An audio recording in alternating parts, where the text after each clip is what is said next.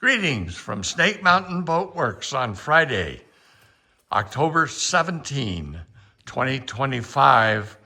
Joe's been hard at work, along with some help from the other two of us, deconstructing our 1966 25-foot Lyman Cruisette. We've discovered lots of things, most of them good, and thought we would share with you where we are after spending almost 2 full days, going on 3 full days, taking her apart. And we're going to start right here with the foredeck. Go ahead, Joe. Yeah, so after I got the windshield removed, which was quite a daunting task, when the boat was sitting level, I noticed there's a really bad dip right as where the windshield sits. I mean, going from this point to the tip of the boat, I mean, that's probably like a 2.5 to 3 inch sag in there.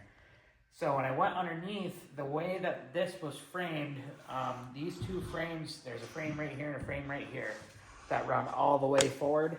But unfortunately, there's a frame that goes here and it just butts into that frame instead of the frame going, intersecting the long way. So I think over time, the way the windshield just slowly kept bringing the deck down. So that will be a little tricky to bring back up, but I think if we sister up the new frame in here to go the full length, it should straighten out quite a bit. And we should be able to run a floor jack and a screw jack, and a plank vertically. Oh, absolutely. And raise this up so that we have it exactly where it originally was when she left Sandusky. So let's keep working aft.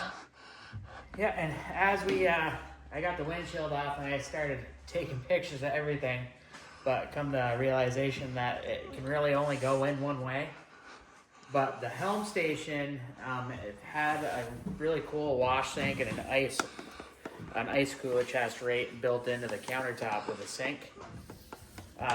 So that has taken a bit to take apart, but really, I mean, the builds, the main frames, all the battens so far, I mean, they're incredible shape for being, a plywood Lyman boat, but I mean, it's an immaculate shape so far. Once I start from here back, I'll be able to tell more, but usually in a lot of these Lymans, up in the V-berths, you'll find where the knee meets the gripe, it's just really rotten and punky. So far, I haven't really seen a whole lot of evidence of that yet. But once I get that all cleaned out, I'll be able to, really see what's hiding underneath the floor. But all in all, I mean, solid boat. I can't really show it from here, but I think one of the interesting things is the wiring in this boat, and particularly the really old school, well, older than old school, maybe preschool, spark and knob wiring system that we find in old houses up here, and they're absolutely verboten. So that will go out. We will rewire the entire boat. I also did find it's really funky because this supports AC and DC power. So when I was in the back side, I noticed there's a bunch of these little panels here that are all old bus fuses. And behind the firewall here, there's another fuse panel. It's a modern marine fuse panel. So trying to describe that, I mean, I haven't quite seen one where it still runs off of bus fuses and regular car fuses. So, I mean, it will definitely need a gut out and rewire for sure. We want it for safety reasons, if nothing else, to all be marine grade. And then we wiring. Also run into the beautiful old Lyman glorified extension cord. These were actually powering the windshield wipers that amazingly still work. And there's no lag in them at all. I mean, they run very, very smooth. And the build we're finding so far is pretty solid. There are a couple of ribs that are a little questionable? A little questionable, yeah. But I mean, as far as what the customer was stating, they thought that there were some that were in really rough shape. So we'll see so far. But as of right now, I mean, the ribs on this, it's really weird too, because I mean, it's a huge boat, but they're about 3/4 of an inch thick by about 1 1/4 inches wide. So there is a lot of purchasing on that. I mean, it's once the new bottom gets put on this, it's gonna be rugged.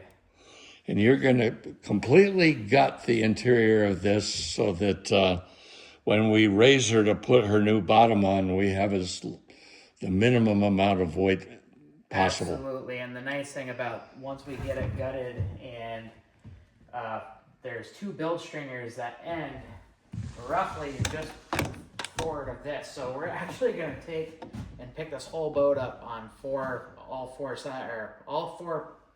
front and back, and lift it directly up by the stringers. So I mean, there's going to be virtually no weight on those frames whatsoever. So when we go to remove and replace, it'll be a lot easier. Well, that's where we are. We've got a dip in the foredeck. That's the major issue we've discovered so far. Some work to do down in the bilge, but that'll be part of replacing the bottom. The rest of it, just a solid, and I should say, incredibly original boat. We found a couple little odds and ends here or there that are not original. I mean, clearly the antenna was added. This boat lives in the Panhandle region of Florida, so being out far from the shore really requires good radio contact. Other than that, we'll just keep unscrewing screws. I will say, Joe showed me a bag. There it is, Joe. And those screws held what together? The cabinet from right here to the helm station. That bag of screws. This bag of screws right here. I think it was sufficient. Absolutely. Well, that's our update on our 1966 25-foot Lyman Cruisette. We'll keep going with the screw gun and the screwdrivers and be back to you again with another update very soon. Thank you so much. Bye-bye for now from Snake Mountain Boat Works.